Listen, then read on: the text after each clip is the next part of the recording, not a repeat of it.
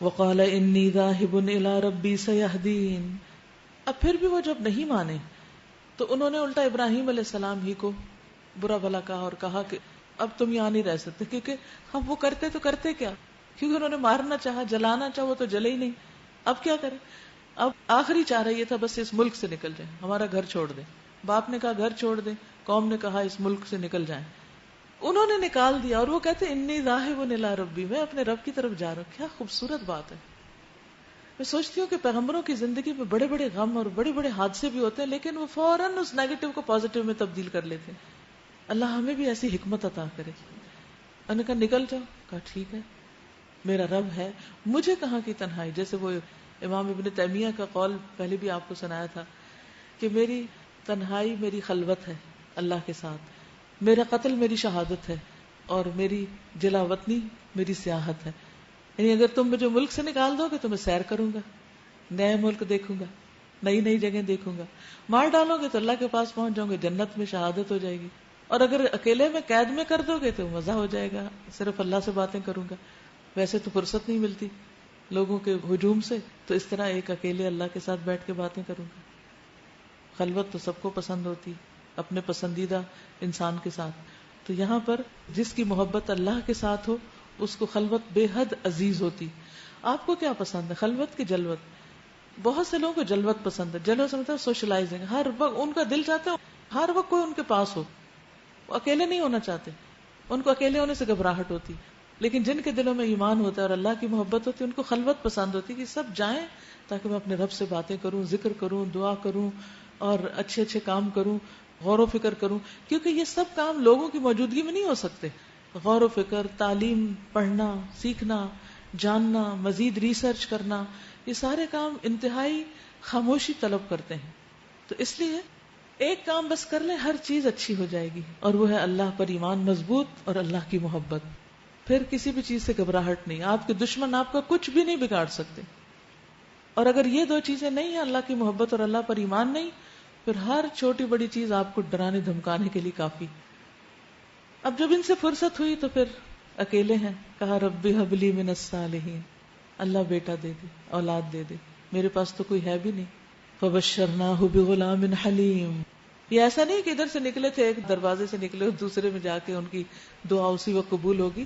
یہ کئی سالوں بعد قبول ہوئی تھی، اور پھر بھی وہ ناراض نہیں تھے. دعا کرتے رہے کرتے رہے کرتے رہے، کیونکہ دعا کرنا جو ہے یہ عبادت ہے. تو جب دعا قبول ہو جائے تو آپ عبادت چھوڑ بیٹھیں گے نا. تو اللہ تعالیٰ کیا چاہتا ہے بندے سے کہ یہ اتنی دعا کرے کہ ہر وقت عبادت کی حالت میں رہیں. تو کبھی بھی دعا کر کے نامراد نہ ہو، تھکے نہیں، بیزار نہ ہو. اور یہ نہیں کہ میں بہت دعائیں کر لی اب تو قبول نہیں ہونی اس لیے فائدہ نہیں. ہر آن اپنے رب کو پکاریں. تو انہوں نے بیٹا ہی نہیں مانگا، اولاد نہیں مانگی، بلکہ کہا صالحین میں سے عطا کر. اس دعا کے جواب میں ہم نے اس کو ایک حلیم بردبار لڑکے کی بشارت دی. اللہ اکبر، کیا خوبصورت صفت ہے. حلم، برداشت، تحمل. یعنی عام طور پر مردوں کے اندر یہ کم ہوتا ہے، تو جس اولاد کے اندر یہ تحمل ہو، وہ ماں باپ کی ڈانٹ بھی سن لے گی، وہ مشکل وقت میں بھی چیخے چلائے گی نہیں، کمپلینٹس نہیں کرے گی، اور وہ ماں باپ کی آنکھوں کی ٹھنڈک ہوگی. تو اللہ تعالیٰ نے صرف بیٹا نہیں، حلیم بیٹے کی خوشخبری دی.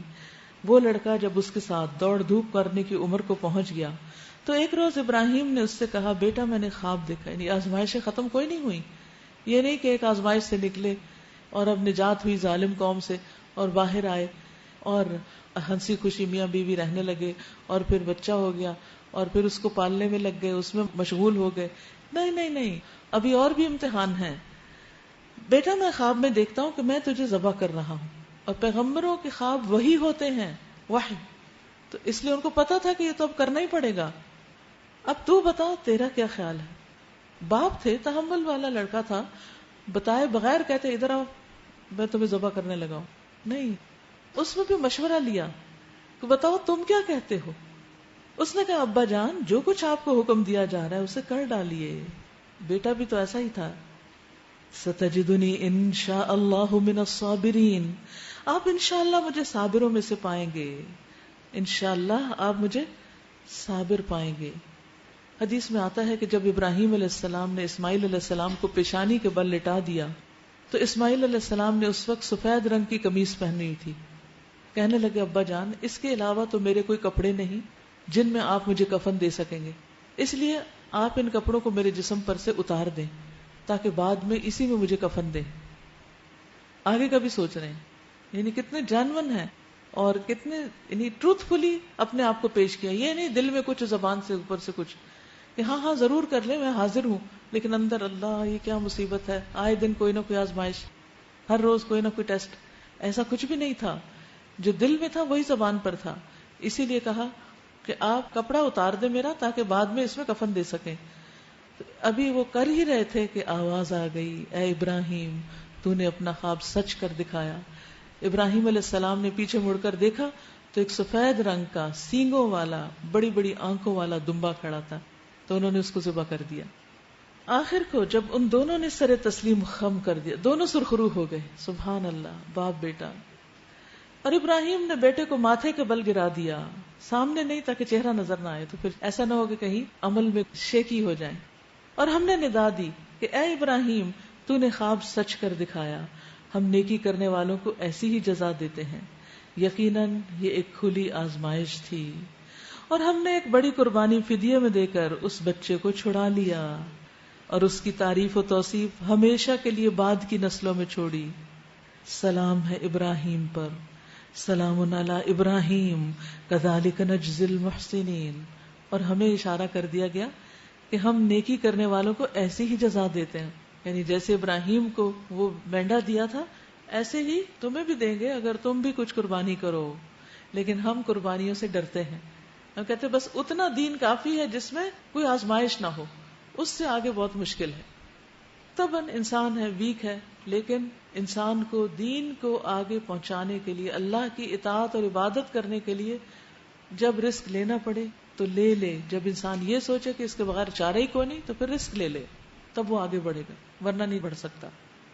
یقیناً وہ ہمارے مومن بندوں میں سے تھا اور ہم نے اسے اسحاق کی بشارت دی اور ایک نبی صالحین میں سے، اور اسے اور اسحاق کو برکت دی. اور ان دونوں کی ذریت میں سے کوئی محسن ہے اور کوئی اپنے نفس پر سری ظلم کرنے والا ہے. ماں باپ تو بڑے نیک تھے لیکن اولاد میں سے کوئی اچھا ہے اور کوئی اچھا نہیں. جب یہ پیغمبروں کے ساتھ ہوتا ہے تو پھر عام انسانوں کو بھی مایوس نہیں ہونا چاہیے. بعض اوقات ماں باپ بہت نیک ہوتے ہیں لیکن بچے بہت ہی خراب نکل آتے ہیں. اسی لیے تو ایک بچے کو خضر علیہ السلام نے ٹھکانے لگا دیا تھا کہ جو اپنی خرابیوں سے ماں باپ کو ستانے والا تھا. وَلَقَدْ مَنَنَّا عَلَى مُوسَى وَهَارُونَ. اور ہم نے موسیٰ اور ہارون پر احسان کیا، ان کو اور ان کی قوم کو کرب عظیم سے نجات دی. کون سی قوم تھی ان کی؟ بنی اسرائیل. انہیں نصرت بخشی جس کی وجہ سے وہی غالب رہے. ان کو نہایت واضح کتاب عطا کی اور انہیں راہ راست دکھائی، اور بعد کی نسلوں میں ان کا ذکر خیر باقی رکھا. سلام علی موسیٰ و ہارون. سلامتی ہو موسیٰ اور ہارون پر. انا کذالک نجزی المحسنین. ہم نیکی کرنے والوں کو ایسا ہی بدلہ دیتے ہیں. انہما من عبادنا المؤمنین. در حقیقت وہ ہمارے مومن بندوں میں سے تھے. وَإِنَّ إِلْيَاسَ لَمِنَ الْمُرْسَلِينَ. اور الیاس بھی یقیناً مرسلین میں سے تھا. الیاس علیہ السلام، بعض کہتے ہیں کہ یہ سامرا میں آئے تھے اور بعض کچھ اور جگہ بتاتے ہیں. بہرحال یہ بھی بنی اسرائیل کی طرف ہی بھیجے گئے تھے. اس وقت بھیجے گئے تھے جب بنی اسرائیل شرک میں کھلا مبتلا ہو چکی تھی اور انہوں نے ایک بت پوجنا شروع کر دیا تھا جس کا نام بال تھا. یاد کرو جب اس نے اپنی قوم سے کہا تھا کیا تم لوگ ڈرتے نہیں ہو؟ کیا تم بال کو پکارتے ہو اور احسن الخالقین کو چھوڑ دیتے ہو؟ اس اللہ کو جو تمہارا اور تمہارے اگلے پچھلے آباء و اجداد کا رب ہے، مگر انہوں نے اسے جھٹلا دیا. سو اب یقیناً وہ سزا کے لیے پیش کیے جانے والے ہیں، بجز ان بندوں کے جن کو خالص کر لیا گیا تھا. یعنی اس سزا سے صرف وہی بچیں گے جنہوں نے الیاس علیہ السلام کو نہیں جھٹلایا اور اپنے آپ کو اللہ کی بندگی کے لیے چھانٹ لیا، یعنی خالص کر لیا. وَتَرَكْنَا عَلَيْهِ فِي الْآخِرِينَ سَلَامٌ عَلَىٰ إِلْيَاسِينَ إِنَّا كَذَلِكَ نَجْزِي الْمُحْسِنِينَ. اور الیاس کا ذکر خیر ہم نے بعد کی نسلوں میں باقی رکھا. سلام ہے الیاس پر، ہم نیکی کرنے والوں کو ایسی ہی جزا دیتے ہیں. واقعی وہ ہمارے مومن بندوں میں سے تھا. یہ ہے اللہ کی گواہی. اللہ ہمیں بھی ایمان نصیب کر دے. وَإِنَّ لُوطًا لَّمِنَ الْمُرْسَلِينَ إِذْ نَجَّيْنَاهُ وَأَهْلَهُ أَجْمَعِينَ. اور لوط علیہ السلام بھی انہی لوگوں میں سے تھے جو رسول بنا کر بھیجے گئے. یاد کرو جب ہم نے اس کو اور اس کے سب گھر والوں کو نجات دی سوائے ایک بڑھیا کے جو پیچھے رہ جانے والوں میں سے تھی، باقی سب کو تہس نہس کر دیا. آج تم شب و روز ان کے اجڑے دیار پر سے گزرتے ہو، کیا تم کو عقل نہیں آتی؟ یعنی قریش کے تاجر شام اور فلسطین کی طرف جاتے ہوئے ان سارے کھنڈرات کو، ان نظاروں کو دیکھتے ہیں. وَبِاللَّيْلِ أَفَلَا تَعْقِلُونَ، دن کو بھی اور رات کو بھی کیا تم عقل سے کام نہیں لیتے؟ وَإِنَّ يُونُسَ لَمِنَ الْمُرْسَلِينَ إِذْ أَبَقَ إِلَى الْفُلْكِ الْمَشْحُونِ فَسَاهَمَ فَكَانَ مِنَ الْمُدْحَضِينَ فَالْتَقَمَهُ الْحُوتُ وَهُوَ مُلِيمٌ فَلَوْلَا أَنَّهُ كَانَ مِنَ الْمُسَبِّحِينَ لَلَبِثَ فِي بَطْنِهِ إِلَى يَوْمِ يُبْعَثُونَ. اور یقیناً یونس علیہ السلام بھی رسولوں میں سے تھے. یاد کرو جب وہ ایک بھری کشتی کی طرف بھاگ نکلے اپنی قوم سے ناراض ہو کر، پھر وہ کرہ اندازی میں شریک ہوئے اور اس میں مات کھائی. آخر کار مچھلی نے اسے نگل لیا اور وہ ملامت زدہ تھا، یعنی خود کو خود کوس رہے تھے. اب اگر وہ تسبیح کرنے والوں میں سے نہ ہوتا تو قیامت تک اسی مچھلی کے پیٹ میں رہتا. اس سے کیا پتہ چلتا ہے کہ تسبیح کرتے رہنا چاہیے جب خاص طور پر کوئی تکلیف ہو. نبی صلی اللہ علیہ وسلم نے فرمایا جب بھی بندہ خالص ہو کر لا الہ الا اللہ کہتا ہے تو آسمان کے دروازے کھول دیے جاتے ہیں. آسمان کے دروازے کھول دیے جاتے ہیں یہاں تک کہ وہ عرش تک پہنچ جاتا ہے، جب تک کہ وہ کبیرہ گناہوں سے بچتا رہے. یعنی ایک شخص جو کبیرہ گناہوں کو نہیں کرتا اور اللہ کے لیے اپنے عمل کو خالص کرتا ہے تو لا الہ الا اللہ جب کہتا ہے تو اللہ سبحانہ وتعالی دروازے کھول دیتے ہیں، اس کے لیے اس کی دعا کی قبولیت ہو جاتی. تو اصل چیز کیا ہے پھر؟ اخلاص. یس. فَنَبَذْنَاهُ بِالْعَرَاءِ وَهُوَ سَقِيمٌ. آخر کار ہم نے اسے بڑی سقیم حالت میں ایک چٹیل زمین پر پھینک دیا. وَأَنبَتْنَا عَلَيْهِ شَجَرَةً مِّن يَقْطِينٍ. اور اس پر ایک بیلدار درخت اگا دیا. کہتے ہیں کدو کا درخت تھا، کدو کی بیل تھی. اس کے بعد ہم نے اسے 1,00,000 یا اس سے زائد لوگوں کی طرف بھیجا. وہ ایمان لائے اور ہم نے ایک وقت خاص تک انہیں باقی رکھا. فاستفتہم أَلِرَبِّكَ الْبَنَاتُ وَلَهُمُ الْبَنُونَ. پھر ذرا ان لوگوں سے پوچھو کیا ان کے دل کو یہ بات لگتی ہے کہ تمہارے رب کے لیے تو ہوں بیٹیاں اور ان کے لیے ہوں بیٹے؟ کیا واقعی ہم نے ملائکہ کو عورتیں ہی بنایا ہے اور یہ آنکھوں دیکھی بات کہہ رہے ہیں؟ خوب سن رکھو، دراصل یہ لوگ اپنی من گھڑت سے یہ بات کہتے ہیں کہ اللہ اولاد رکھتا ہے، اور فی الواقع یہ جھوٹے ہیں. کیا اللہ نے بیٹوں کی بجائے بیٹیاں اپنے لیے پسند کر لیں؟ تمہیں کیا ہو گیا ہے؟ کیسے حکم لگا رہے ہو؟ کیا تمہیں ہوش نہیں آتا؟ یا پھر تمہارے پاس اپنی ان باتوں کے لیے کوئی صاف سند ہے تو لاؤ اپنی وہ کتاب اگر تم سچے ہو. انہوں نے اللہ اور ملائکہ کے درمیان نسب کا رشتہ بنا رکھا ہے، حالانکہ ملائکہ خوب جانتے ہیں کہ یہ لوگ مجرم کی حیثیت سے پیش ہونے والے ہیں. اور وہ کہتے ہیں کہ اللہ ان صفات سے پاک ہے جو اس کے خالص بندوں کے سوا دوسرے لوگ اس کی طرف منسوب کرتے ہیں. خالص بندے صحیح اسماء و صفات کو جانتے ہیں. بس تم اور تمہارے یہ معبود اللہ سے کسی کو پھیر نہیں سکتے مگر صرف اس کو جو دوزخ کی بھڑکتی ہوئی آگ میں جھلسنے والا ہو. اور ہمارا حال تو یہ ہے کہ ہم میں سے ہر ایک کا ایک مقام مقرر ہے اور ہم صف بستہ خدمت گار ہیں اور تسبیح کرنے والے ہیں. یہ لوگ پہلے تو کہا کرتے تھے کاش ہمارے پاس وہ ذکر ہوتا جو پچھلی قوموں کو ملا تھا تو ہم اللہ کے چنے ہوئے بندے ہوتے.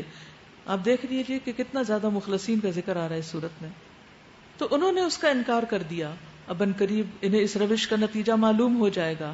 اپنے بھیجے ہوئے بندوں میں سے ہم پہلے ہی وعدہ کر چکے ہیں کہ یقیناً ان کی مدد کی جائے گی اور ہمارا لشکر ہی غالب ہو کر رہے گا. بس اے نبی صلی اللہ علیہ وسلم ذرا کچھ مدت تک انہیں ان کے حال پر چھوڑ دو اور دیکھتے رہو، ان قریب یہ خود بھی دیکھ لیں گے. کیا یہ ہمارے عذاب کے لیے جلدی مچا رہے ہیں؟ فَإِذَا نَزَلَ بِسَاحَتِهِمْ فَسَاءَ صَبَاحُ الْمُنذَرِينَ. جب وہ ان کے صحن میں اترے گا تو وہ دن ان لوگوں کے لیے بہت برا ہوگا جنہیں متنبہ کیا جا چکا ہے. بس ذرا انہیں کچھ مدت کے لیے چھوڑ دو اور دیکھتے رہو، ان قریب یہ خود دیکھ لیں گے. سبحان ربک رب العزت عما یصفون وسلام علی المرسلین والحمد للہ رب العالمین. پاک ہے تیرا رب، عزت کا مالک، ان تمام باتوں سے جو یہ لوگ بنا رہے ہیں، اور سلام ہے مرسلین پر، اور ساری تعریف اللہ رب العالمین کے لیے ہے. تو اس میں خاص طور پر جو پچھلی آیات گزری ہیں فرشتوں نے اپنی دو کوالٹی بتائی ہیں. ایک تو یہ کہ انا لنحن الصافون، اور دوسری وانا لنحن المسبحون. فرشتوں کی تسبیح کیا ہے؟ سبحان ربی وبحمدہ، سبحان ربی وبحمدہ. سورۃ صاد. بسم اللہ الرحمن الرحیم. صاد والقرآن ذی الذکر بل الذین کفروا فی عزة وشقاق کم اہلکنا من قبلهم من قرن فنادوا ولا تحین مناص وعجبوا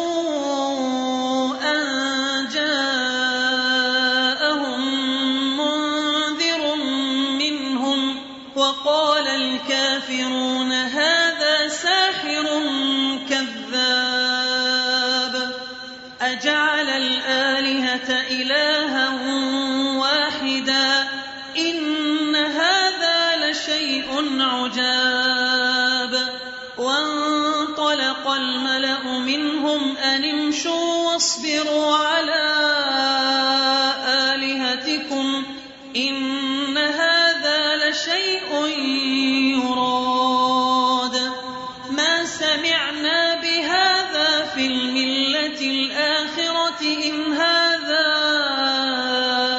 إلا اختلاق أأنزل عليه الذكر من بيننا بل هم في شك من ذكري بل لما يذوقوا عذاب أم عندهم خزائن رحمة ربك العزيز الوهاب أم لهم ملك السماوات والأرض وما بينهما فليرتقوا في الأسباب جند ما هنالك مهزوم من الأحزاب. سورۃ صاد مکی سورت ہے. بسم اللہ الرحمن الرحیم. صاد والقرآن ذی الذکر بل الذین کفروا فی عزة وشقاق کم اہلکنا من قبلہم من قرن فنادوا ولا تحین مناص. صاد، قسم ہے نصیحت بھرے قرآن کی. بلکہ یہی لوگ جنہوں نے ماننے سے انکار کیا ہے سخت تکبر اور ضد میں مبتلا ہیں، اسی لیے مان کر نہیں دیتے. ان سے پہلے ہم ایسی کتنی ہی قوموں کو ہلاک کر چکے ہیں، اور جب ان کی شامت آئی تو وہ چیخ اٹھے، مگر وہ وقت بچنے کا نہیں ہوتا. ان لوگوں کو اس بات پر بڑا تعجب ہوا کہ ایک ڈرانے والا خود انہی میں سے آ گیا ہے، یعنی انسان، انہی کی قوم کا بندہ. منکرین کہنے لگے یہ ساحر ہے، سب جھوٹا ہے. اب الزامات دیکھیے آپ، کیا اس نے سارے الہوں کی جگہ بس ایک ہی الہ بنا ڈالا؟ یہ تو بڑی عجیب بات ہے. اور سرداران قوم یہ کہتے ہوئے نکل گئے کہ چلو اور ڈٹے رہو اپنے معبودوں کی عبادت پر. یہ بات تو کسی اور ہی غرض سے کہی جا رہی ہے، یعنی دال میں کچھ کالا نظر آتا ہے، مقصد کچھ اور ہی ہے. بظاہر اللہ کی عبادت کے لیے بلایا جا رہا ہے لیکن اصل غرض کچھ اور ہے، اور ان کا مطلب یہ ہے کہ ہم ان کے فرمان کے تابع ہو جائیں، ان کی باتیں ماننے لگیں. یہ اپنے آپ کو بڑی چیز سمجھتے ہیں. یہ بات ہم نے قریب کی ملت میں کسی سے نہیں سنی، یعنی قریب میں جو وقت گزرا ہے ہماری تاریخ میں ایسا کچھ بھی نہیں. یہ کچھ نہیں مگر ایک من گھڑت بات. کیا ہمارے درمیان بس یہی ایک شخص رہ گیا تھا جس پر اللہ کا ذکر نازل کر دیا گیا؟ یعنی اگر اللہ کا ذکر آنا ہوتا تو وہ کسی بہت امیر انسان پر آتا، کسی سردار پر آتا. بل ہم فی شک من ذکری، اصل بات یہ ہے کہ یہ میرے ذکر پر شک کر رہے ہیں، یعنی اس قرآن کے بارے میں، اس کی صداقت کے بارے میں انہیں شک ہے کہ یہ اللہ کی طرف سے ہے کہ نہیں. اگر انہیں یہ یقین ہو جاتا تو پھر نہ کتاب کو ماننے میں کچھ مشکل تھی اور نہ ہی رسول اللہ صلی اللہ علیہ وسلم پر ایمان لانا کچھ مشکل ہوتا. اس لیے جب بھی آپ کسی کو اسلام کی دعوت دیں تو قرآن کی حقانیت پہ ضرور بات کریں کہ ہمارے پاس ایک ایسی کتاب ہے کہ جو 1400 سال سے بالکل بھی تبدیل نہیں ہوئی اور جو کچھ بھی بتاتی ہے بالکل سچ بتاتی، اور اس میں کئی ایسی باتیں جو اس نے کہی تو وہ پوری ہو گئی. کئی ایسی باتیں ہیں کہ جن کا اس نے ذکر کیا اور وہ بعد میں دنیا نے دیکھی ان کا تجربے اور مشاہدے سے، جیسے 2 سمندروں کا مل جانا وغیرہ. یہ پہلے تو انسانوں کو نہیں پتا تھا، زمین پر اس پلانٹ پر کسی کو بھی نہیں پتا تھا جب وحی نازل ہو رہی تھی کہ اس قسم کی بھی کوئی چیزیں سمندر کے اندر پائی جاتی ہیں. تو جب کسی شخص کا ایمان اللہ کی کتاب پر مضبوط ہو گیا، کتاب سے وہ جڑ گیا، تو باقی مرحلے آسان ہو جائیں گے. اصل بات یہ ہے کہ یہ میرے ذکر پر شک کر رہے ہیں، اور یہ ساری باتیں اس لیے کر رہے ہیں کہ انہوں نے میرے عذاب کا مزہ چکھا ہی نہیں. کیا تیرے رب جو زبردست ہے، دینے والا ہے، اس کی رحمت کے خزانے ان کے قبضے میں ہیں؟ کیا یہ آسمان و زمین اور ان کے درمیان کی چیزوں کے مالک ہیں؟ اچھا تو یہ عالم اسباب کی بلندیوں پر چڑھ کر دیکھیں. سبب سیڑھی کو کہتے ہیں. یہ تو جتھوں میں سے ایک چھوٹا سا جتھا ہے جو اسی جگہ شکست کھا جانے والا ہے. ان سے پہلے نوح کی قوم اور عاد اور میخوں والا فرعون اور سمود اور قوم لوط اور ایکا والے جھٹلا چکے ہیں. جتھے وہ تھے، ان میں سے ہر ایک نے رسولوں کو جھٹلایا، تو میری سزا کا فیصلہ ان پر چسپاں ہو کر رہا. یہ لوگ بھی بس ایک دھماکے کے منتظر ہیں جس کے بعد کوئی دوسرا دھماکہ نہ ہوگا. اور یہ کہتے ہیں کہ اے ہمارے رب، یوم الحساب سے پہلے ہی ہمارا حصہ ہمیں جلدی دے دے، یعنی عذاب آ جائے. یعنی قیامت کے دن جو بھی تباہیاں آنی ہیں اس کا کچھ حصہ ابھی دنیا میں ہی ہم کو دکھا دے.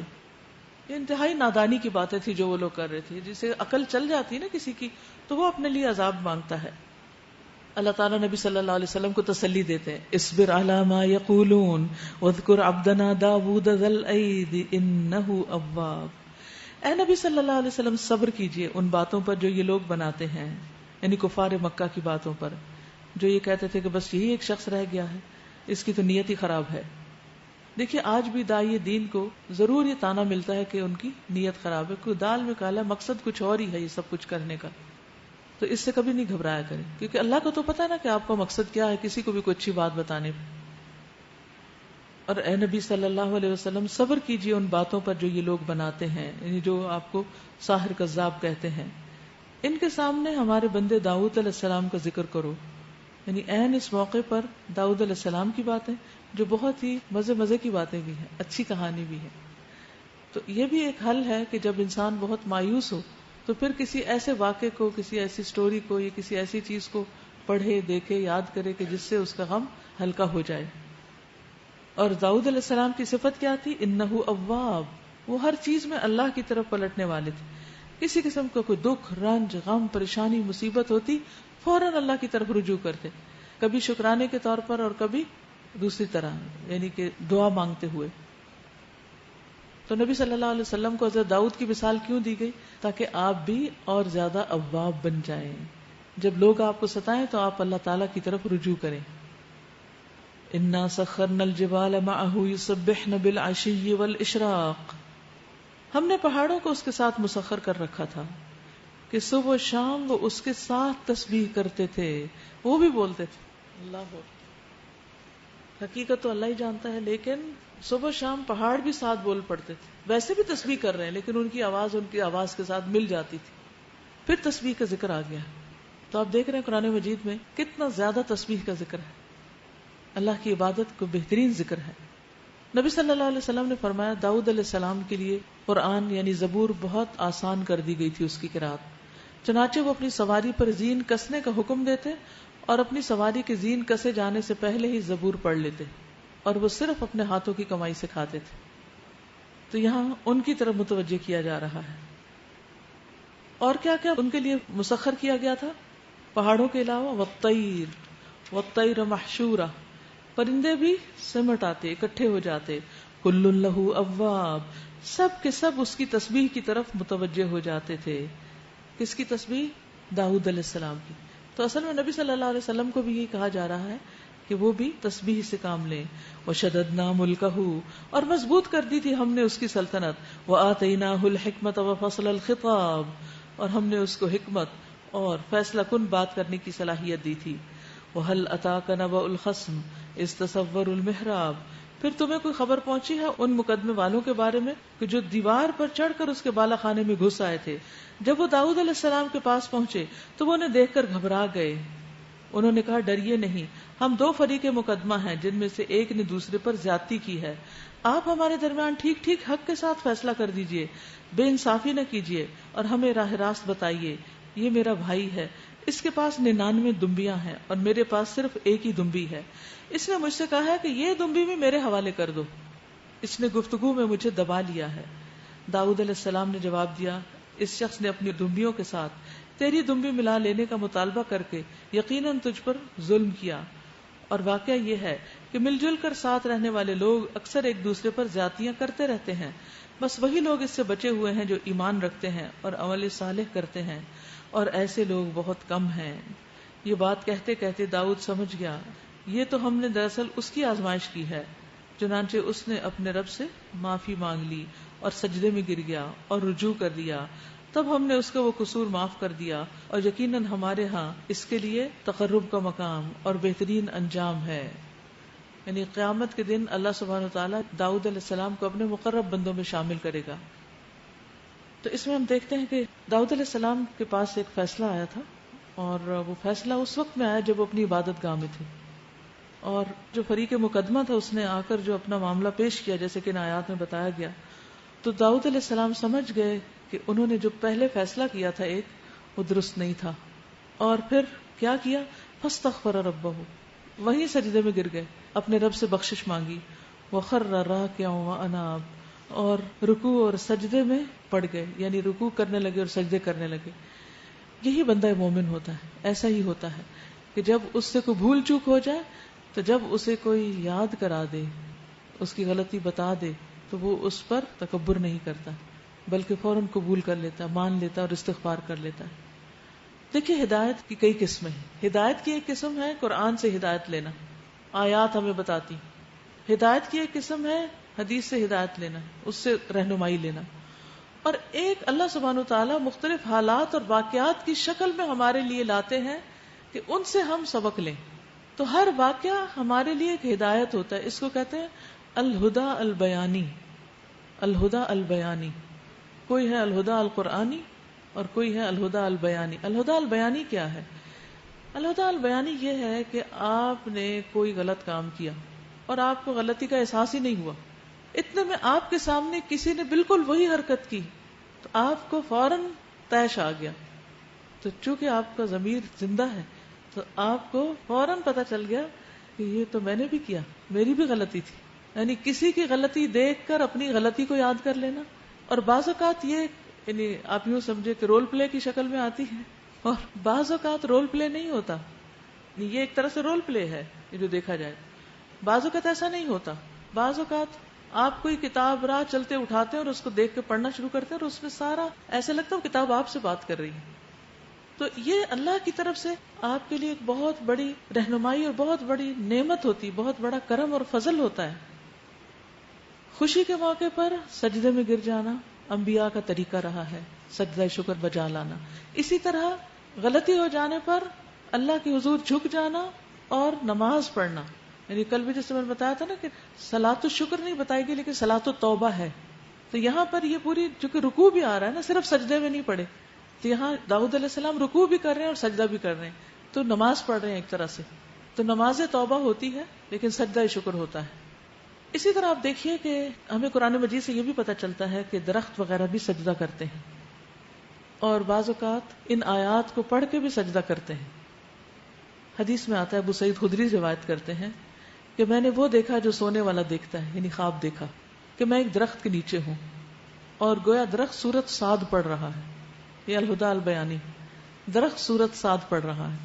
بس جب وہ اس آیت پر آئی، آیت سجدہ ہے، تو اس نے سجدہ کیا اور اپنے سجدے میں کہا اللہم اغفر لی بہا. یہ انسان نہیں کہہ رہا، درخت کہہ رہا ہے اللہم اغفر لی بہا، اللہم حط عنی بہا وزرا واحدث لی بہا شکرا وتقبلها منی کما تقبلت من عبدک داود سجدتہ. اے اللہ اس کے ذریعے مجھے بخش دے، اس سجدے کے ذریعے بخش دے. اے اللہ اس کے سبب سے میرا بوجھ اتار دے اور میرے لیے اس کے ذریعے شکر نعمت پیدا کر دے اور اسے مجھ سے قبول کر لے، مجھے بخش دے جیسا تو نے اپنے بندے داؤد سے ان کا سجدہ قبول کر لیا تھا. تو یہ بڑا عجیب خواب تھا. تو ابو سعید خدری کہتے ہیں کہ میں صبح حضور صلی اللہ علیہ وسلم کے پاس گیا اور آپ کو بتایا. آپ نے فرمایا ابو سعید تم نے بھی سجدہ کیا؟ میں نے عرض کیا نہیں. آپ نے فرمایا تم درخت کی نسبت سجدہ کرنے کے زیادہ مستحق تھے. پھر رسول اللہ صلی اللہ علیہ وسلم نے سورۃ صاد کی تلاوت فرمائی ابو سعید کے لیے، اور جب یہ آیت سجدہ آئی تو آپ نے سجدہ کیا، اور سجدے میں آپ نے وہی کہا جو درخت نے اپنے سجدے میں کہا تھا. تو یہ بھی سجدے کی دعا ہے. دوبارہ پڑھتی ہوں.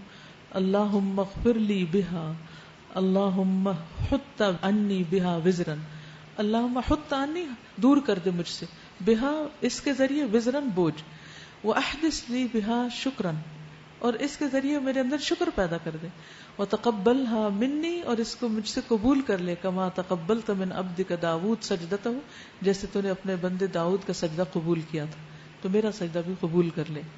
تو ہم سب کو بھی اللہ سبحانہ وتعالیٰ کا شکر گزار ہونا چاہیے. ظہر کی نماز کے ساتھ سجدہ کر لیجیے. یا داؤد انا جعلناک خلیفۃ فی الارض فاحکم بین الناس بالحق ولا تتبع الهوى فيضلك عن سبيل الله ان الذين يضلون عن سبيل الله لهم عذاب شديد بما نسوا يوم الحساب. ہم نے اس سے کہا ہے داؤد ہم نے تجھے زمین میں خلیفہ بنایا ہے، لہٰذا تو لوگوں کے درمیان حق کے ساتھ حکومت کر اور خواہش نفس کی پیروی نہ کر کہ وہ تجھے اللہ کی راہ سے بھٹکا دے گی. اللہ اکبر. انڈر لائن کیجیے اس جملے کو. وَلَا تَتَّبِعِ الْهَوَى فَيُضِلَّكَ عَن سَبِيلِ اللَّهِ. خواہش نفس کی پیروی نہ کرنا، وہ تجھے اللہ کی راہ سے بھٹکا دے گی. جو لوگ اللہ کی راہ سے بھٹکتے ہیں یقیناً ان کے لیے سخت سزا ہے کہ وہ یوم الحساب کو بھول گئے.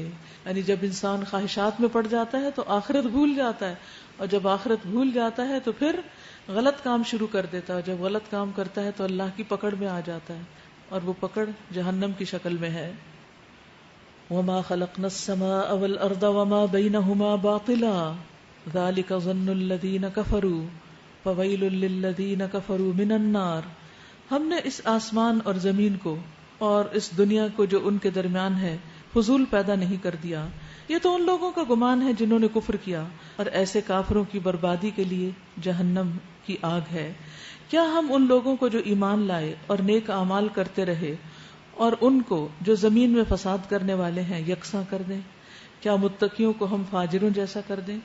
یہ ایک بڑی برکت والی کتاب ہے جو ہم نے تمہاری طرف نازل کی ہے. کیوں نازل کی ہے؟ تاکہ یہ لوگ اس کی آیات پر غور کریں اور عقل اور فکر رکھنے والے اس سے سبق لیں. تو یہ کتاب اس لیے آئی ہے. Under line. کتاب انزلناہ مبارک لیدبروا آیاتہ ولیتذکر اولو الالباب. تو عقل مند کون ہے؟